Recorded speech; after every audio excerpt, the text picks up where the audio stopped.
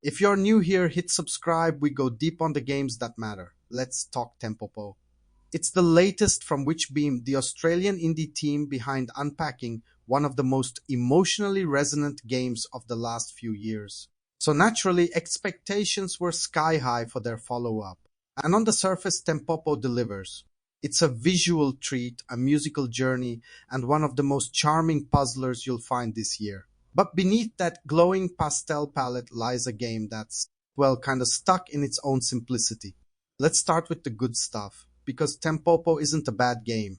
In fact, it does a lot of things very right. You play as Hana, a fairy-like conductor who's lost her magical musical flowers and now needs the help of these adorable pink blobs, the Tempopo, to get them back. The setup is whimsical, cozy, and very on brand for Witchbeam. Gameplay-wise, you're not controlling the Tempopo directly. They march to the beat automatically. Your job is to guide them using a limited set of power-ups, arrows to change direction, cubes to form bridges, fans to boost movement. It's like Choo Choo Rocket meets Captain Toad with a touch of rhythm game vibes thrown in. And yes, it's as adorable as it sounds. Each puzzle is a self-contained beat-based obstacle course, and the music design is just chef's kiss. Chill during planning, joyful when the march begins. Every level turns into a little symphony. That feeling when all your Tempopo hit their marks, collect the flowers, and bounce to the goal. Genuinely satisfying. There's even a sandbox mode called Melody Garden where you can plant your collected flowers to create custom songs. It's a neat touch and perfect for the more musically inclined. And this is where the cracks show, Tempopo doesn't evolve much. You see most of its mechanics in the first few levels. There's little narrative drive, few gameplay twists, and a lack of fresh ideas as you progress. For a game about movement and music, it oddly stays in one note for too long. The camera, for instance, is frustratingly rigid. It's always anchored to the center of each level, and while you can zoom and rotate, it's never quite enough, especially in later levels where complexity ramps up. When precision matters, being unable to get a clear view can make puzzles feel unfairly confusing. Then there's the issue of visual clutter. The naturalistic environments are beautiful, sure, but when flowers blend into the scenery and moving parts overlap, it's easy to lose track of what's important. It's a cozy game, but sometimes too cozy for its own good. And we need to talk about the glitches. They're not constant, but when they hit, they hit. Tempopo getting stuck in cube form, disappearing entirely, or power-ups bugging out mid-puzzle. These aren't just immersion breakers.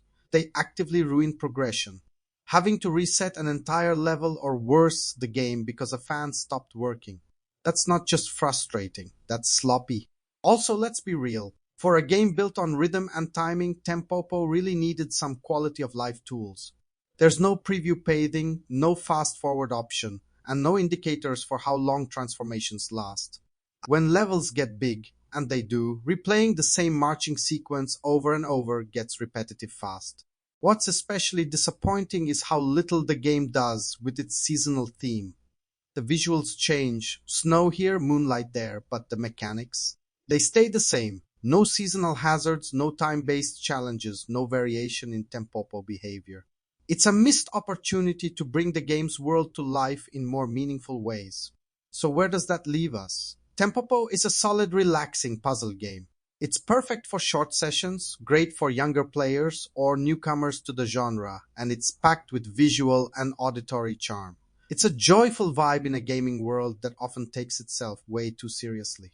But if you're a puzzle veteran, if you were hoping for another emotional gut punch like Unpacking, or if you just wanted a game that keeps surprising you from start to finish, Tempopo doesn't quite get there. It's the kind of game you admire, but don't necessarily love. A cozy snack, not a main course. And that's okay, not every game has to blow your mind. But coming from Witchbeam, we expected a little more. On the Veteran Game channel, we dig into titles like these not to nitpick, but to celebrate what works and point out what could make it better.